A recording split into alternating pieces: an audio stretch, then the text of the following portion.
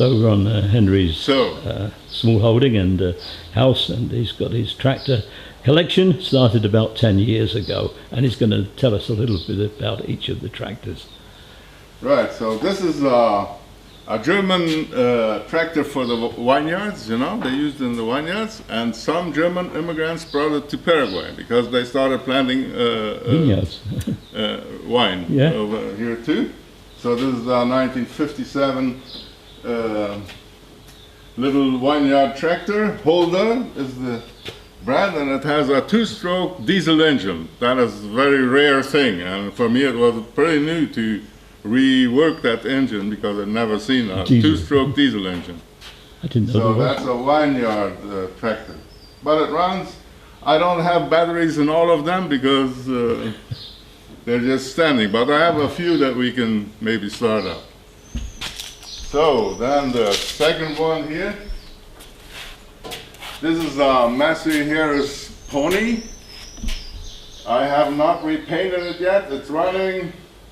This is a French made pony, Massey Harris, made in France, originally with a German engine, a Hanomag diesel engine. Yeah. So that's a French body over here. These are all running. When we do, you know, on some remembrance days or whatever, then they all run in the caravan, you know, or in the. So that's a North American Ford tractor, gas tractor, a 6-volt yet, and it's running. So I didn't have to work much on it. It was still in pretty good shape when I bought it.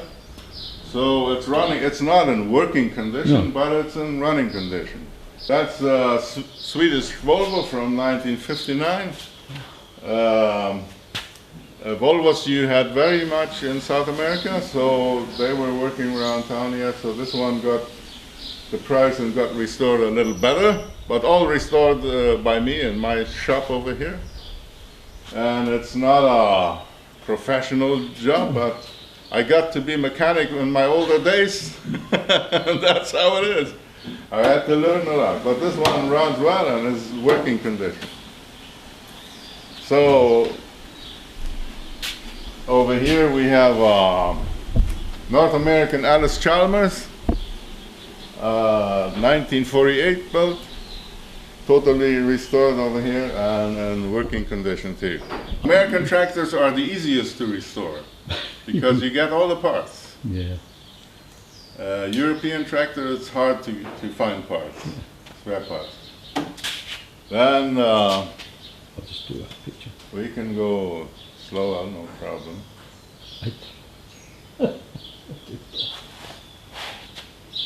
Maybe from, well,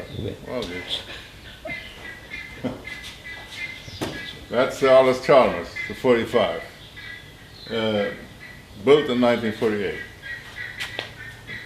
Then we have the small Farmel Cub.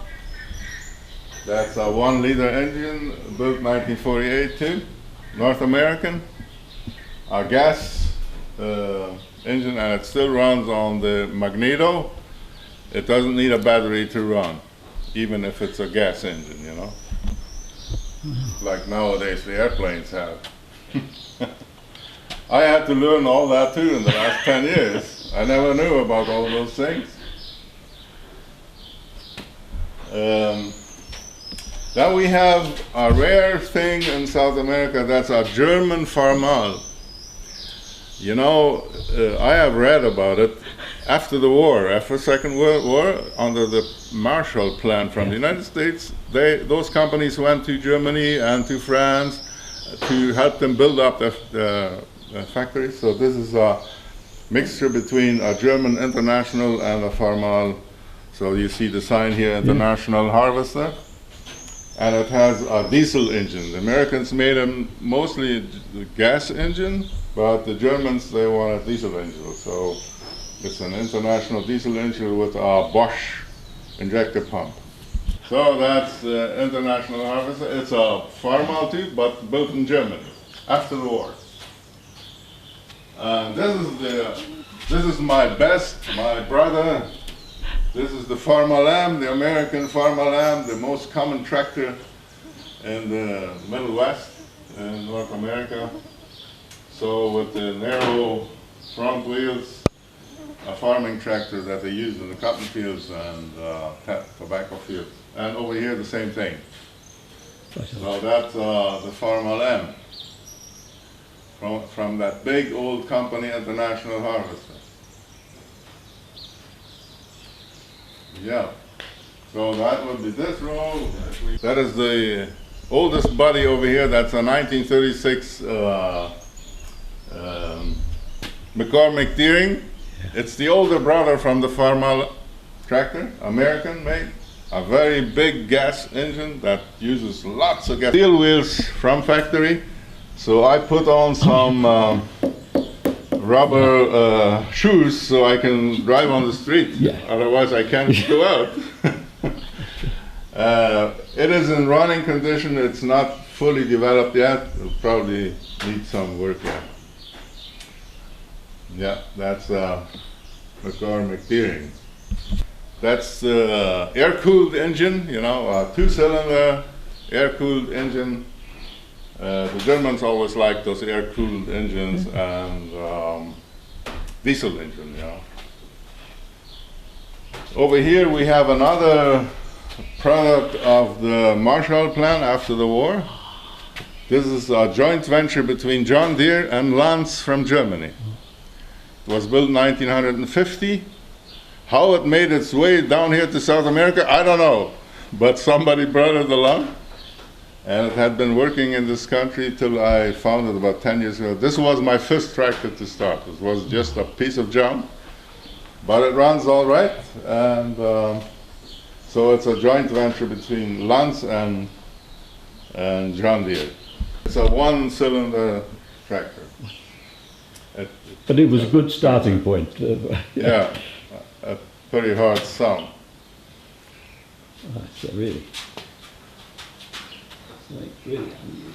There were not very many built of these, 1950, but one of them made its way over here. So that's the gasoline John Deere, and this is already diesel John Deere. I'm sorry that it's down. I couldn't get it inflated this morning. If you want me to, I will crank this one. Go on then. And let's hear it. Let's go for it. This has a pretty special noise, you know. And it has quite a starting procedure.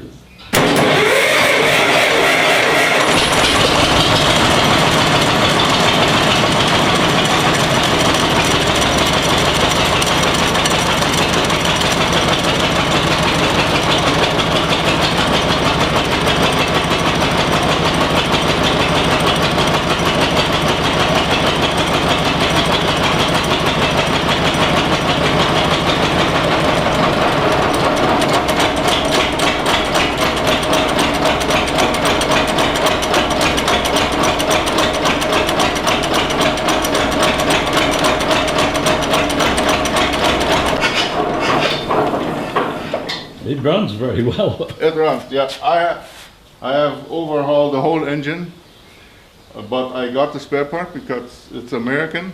So you can get it. So it's running fine. So, but it's not for working. And this is actually the same. It's older. This is 1939, but it's gasoline. I don't have a battery in this one now, but it's in good running condition too. It's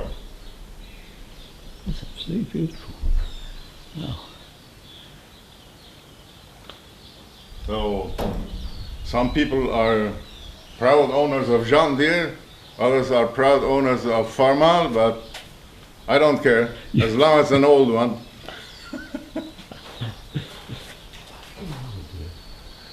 These tractors have a long story in our country. They were brought already as old used machines in 1975 from Mexico and did their job over here. So they probably started in the US and in Mexico, and they ended up over here, and now they are restored. So we got another. So this is a Volvo, a Swedish Volvo. This is our original Bollender Volvo, yeah, 1955. And it runs, it's in running condition, but as you see, it needs my hand yet. And the same with the American case tractor over here. I had made it run. The engine is okay, but I need to do the body job yet. It is funny, if we see, this is a case diesel engine. The Americans always, they used a lot of gas engines, but they started late 50s with diesel engines. But you see the injector pumps and the injectors, they are Bosch. Oh. And just about all tractors, you know, they have Bosch system. That's the German system, you know. So there was quite a bit of interconnection with that. They are very good pumps, the Bosch pumps. I know English tractors mostly have CAV pumps or Rusa Master, but these are better. I'll just tell you that. I have one more, and then we go inside. This is an American-made case tractor. This is a 1942. That's a gasoline engine, and it's very original yet. This is the tank clock, you know, to tell you how much gas you still have.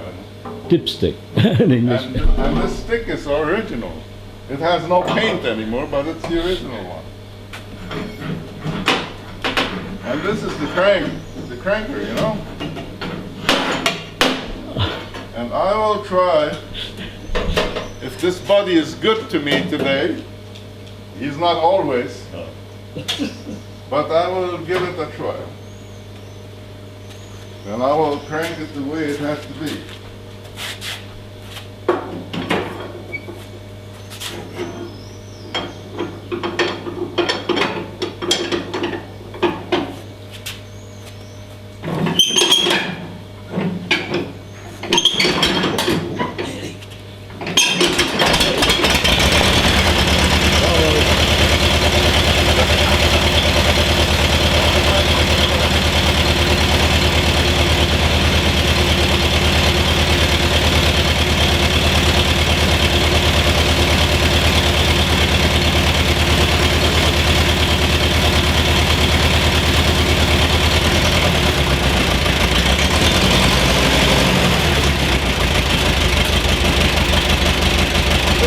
Has to help me on the yard. He's in working condition.